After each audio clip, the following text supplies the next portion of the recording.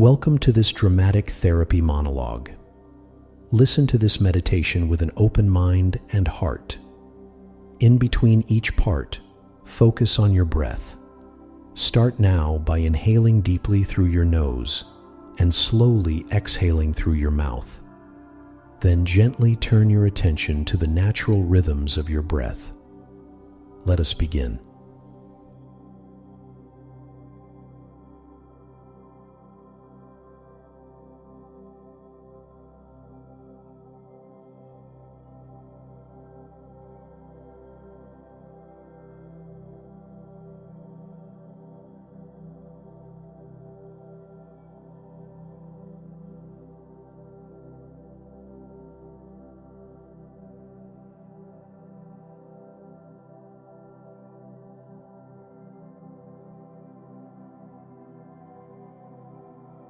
I have always carried this weight, like a stone lodged somewhere deep inside my ribs. My father used to stand over me, a silent giant, his shadow always swallowing my shape.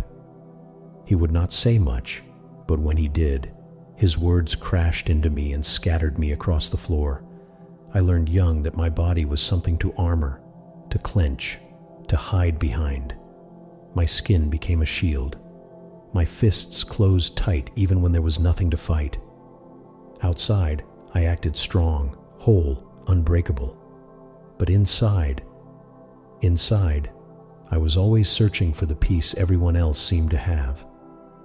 That solid, unshakable thing that would let me say, "This is me. I am real."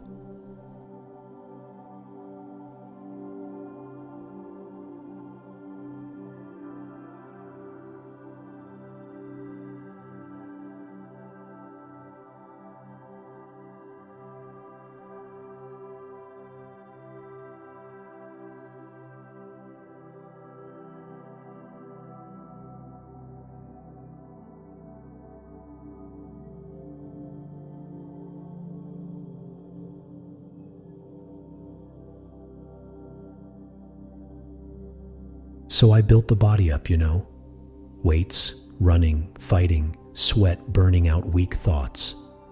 But no matter how many layers I put on, something never fit. I would look in the mirror and think, there must be something here, something behind all this, some real me. But every time I tried to grab onto it, it just slipped through my fingers. Nothing stuck. Nothing ever stuck.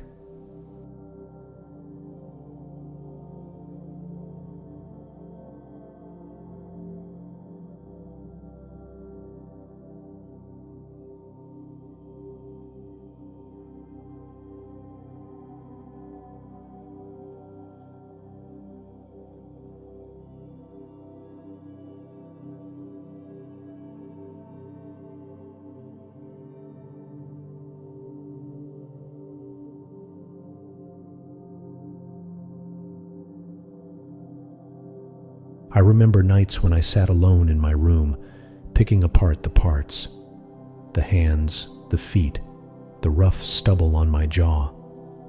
Each piece was real, but none of them answered the ache. There was pain in my back, a tightness in my chest, always signs the body was there. I felt those signals pointed straight to me. But when I leaned in, made myself really look, all I found were pieces. Arms connected to shoulders, shoulders to neck, neck to head. But nowhere was there an actual body I could call mine, nowhere an owner sitting at the center, running the show. Just a heap of flesh, bones, blood, and still, just me and my ache.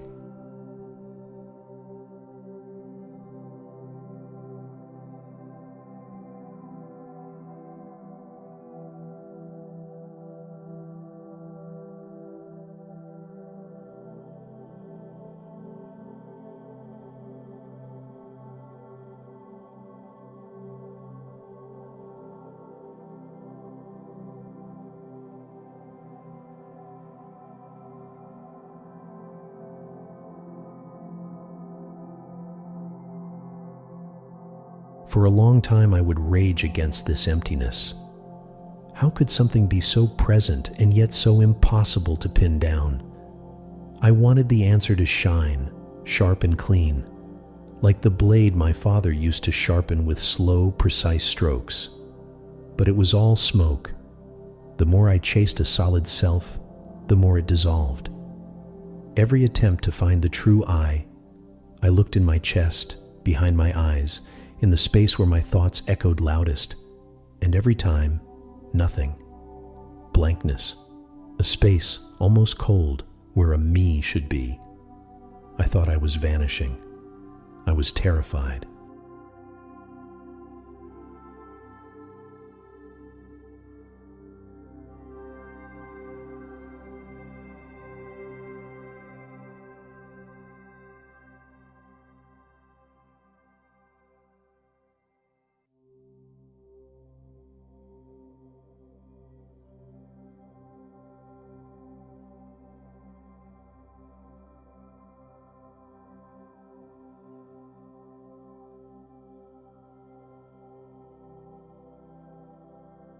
And that is where the crisis broke me. At the hardest point, when I could not find anyone home, this voice from my childhood whispered, "You are nothing. You are empty. You do not exist." It felt like dying in slow motion. My mind spun, panicked. I thought, if I cannot find myself, am I just a useless pile of parts? Did my father win after all, smashing whatever I could have been? I stared at my hands, trembling, desperate for proof. I wanted to touch something solid, but all I touched was air. My flaw was always believing there had to be a core, that to be real, I had to find the one, solid, permanent I in the pile.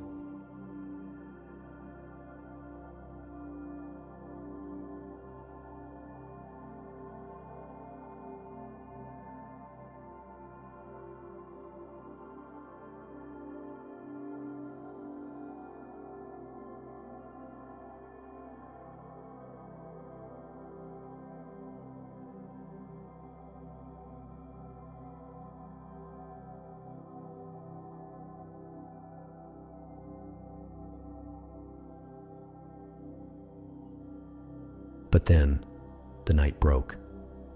Not because I found an answer, but because the question melted. Staring at my reflection after yet another sleepless night, I let the parts be parts. Hands are just hands. Jaw is just jaw. The body is not one thing. It is millions of shifting moments. All those labels and identities are just names, stories told by the mind. When I examined deeply, I found the emptiness, yes, but the emptiness was not nothing. It was like space, open, clear, waiting for whatever story came next. That absence of a solid I was itself meaningful, beautiful, gentle. I was not missing. I was free.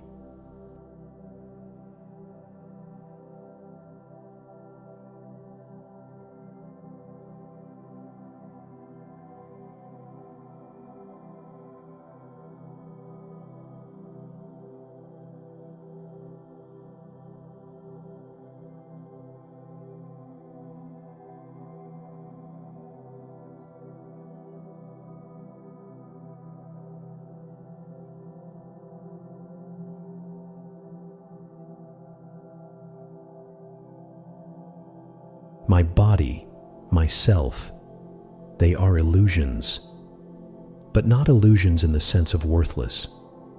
They are like the pile of stones you see at dusk, looking for a moment, just like a person.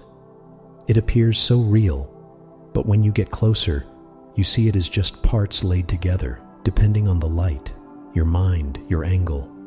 The body works, the sensations come and go. I laugh, I shout, I cry, all of that still happens. But now the weight is gone. I do not need to find the owner inside. There is no need to clutch so hard at solidity.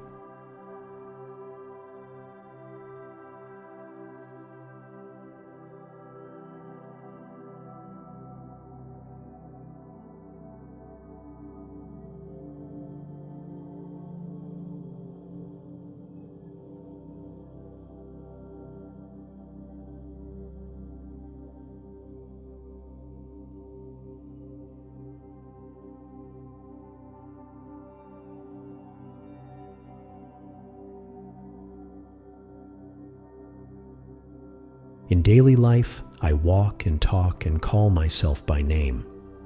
But I know deep, that the self and the body are labels.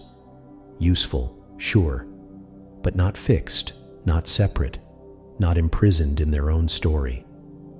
I realize none of my suffering was ever required. It was all built on chasing a ghost, grasping at what was never there. There is room to move, to breathe, to play.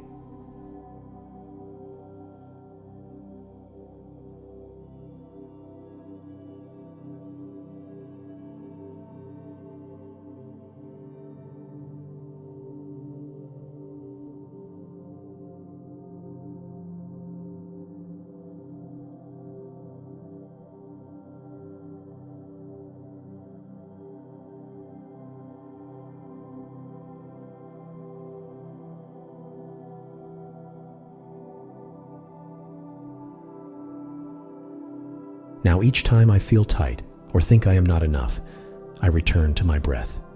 In, out.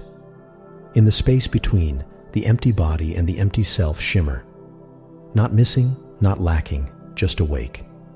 That openness is spacious like the sky, vast and unafraid. I am not the pain. I am not the story, not the wound. And yet, I am none other than them. Somehow, letting go of having to be real made me more alive than ever.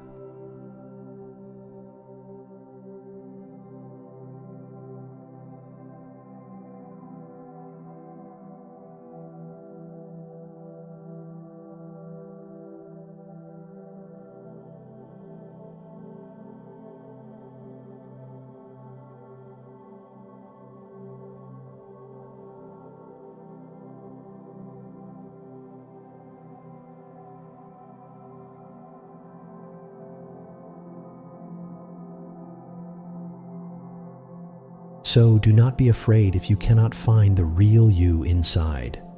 The search itself is the mistake. The freedom is knowing you are empty, and yet here you are, breathing, feeling, loving, laughing. The body comes, the body goes, the self flickers, but the emptiness holds it all like a silent, welcoming stage. And in that, there is a peace, realer than anything I ever tried to touch before. Thank you for listening to my story, and thank you for breathing here with me.